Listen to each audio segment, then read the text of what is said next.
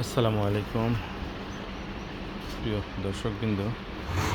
অনেক দিন আসলে ভিডিও করার সময় পাই না, কাজের প্রেসারে এই সময় হয় না। আজকে একটু সময় করে চলে আসছি ভিডিও করার জন্য। তো আমি বেশ কিছুদিন থেকে খুব কষ্টের মধ্যে আছি। কষ্ট হচ্ছে যে আমার প্রতিদিনই বড় বড় ইঁদুরগুলো মারা যাচ্ছে। প্রচণ্ড গরমে এদেরকে টিকায় রাখা মুশকিল হয়ে যাচ্ছে। সব ধরনের ব্যবস্থা নিচ্ছে, ফ্যান, পানির স্প্রে, সব ধরনের ব্যবস্থা আছে, তারপর কাজ হচ্ছে না। 33 ডিগ্রি আপ হইলে এখানে টেম্পারেচার মিটারও লাগানো হচ্ছে। এই যে 33+ হলে ইঁদুর মারা যাচ্ছে। একটু 19-20 হলে ইঁদুরগুলো মারা যাচ্ছে। কোনোভাবে এদেরকে বাঁচিয়ে রাখা যাচ্ছে না।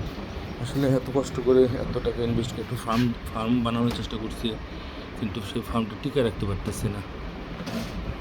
গত 1 তারিখ একটু টেম্পারেচার বেশি ছিল, ওই দিন আমার 10টার উপরে মাইস মারা গেছে, সব প্রেগনেন্ট মাইস। এত খারাপ লাগছে আমার, মানে সব বাচ্চা দিবে এই কন্ডিশনে। এই মাইসগুলো যদি মারা যায় তখন আমার ফার্ম টিকানো মুশকিল হয়ে যায়। এখন আমার খুব খারাপ লাগতেছে, মনে চাচ্ছে না ফার্ম করতে, ছেড়ে দিব ফার্ম করা। আসলে খুব শখের ফার্ম আমার, অল্প অল্প করে এটাকে দাঁড় করাইছি। প্রতি মাসে অল্প অল্প সময় দিয়ে, অল্প অল্প মেধা দিয়ে এরকম একটা সুন্দর ফার্ম দাঁড় করাইছি, কিন্তু টিকা রাখা মুশকিল। কী করবো বুঝতে পারতেছি না, কীভাবে টেম্পারেচার কন্ট্রোল করবো এখানে। তো হচ্ছে আমার বাড়ির ছাদের উপরে রুমটা, উপরে ককশিট দেওয়া, তারপরে কাম হচ্ছে না। এত গরম ঢাকা শহরে বলার বাইরে।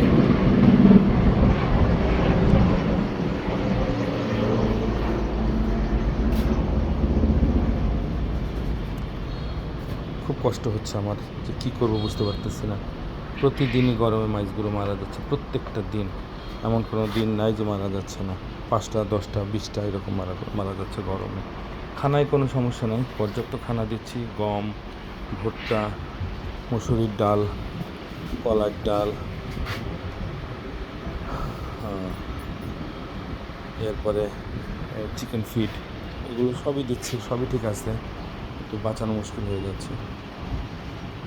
কোনো অভিজ্ঞ ব্যক্তি থাকলে আমাকে জানাবেন কীভাবে এদেরকে বাঁচিয়ে রাখা যায়।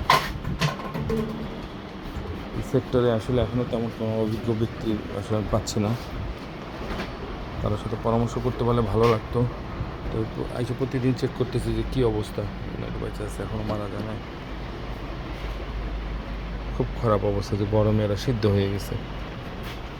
পানি, পর্যাপ্ত পানির ব্যবস্থা রাখছি, পানিও তো গরম হয়ে যাচ্ছে। ওকে, সবাই ভালো থাকবেন, আল্লাহ হাফেজ।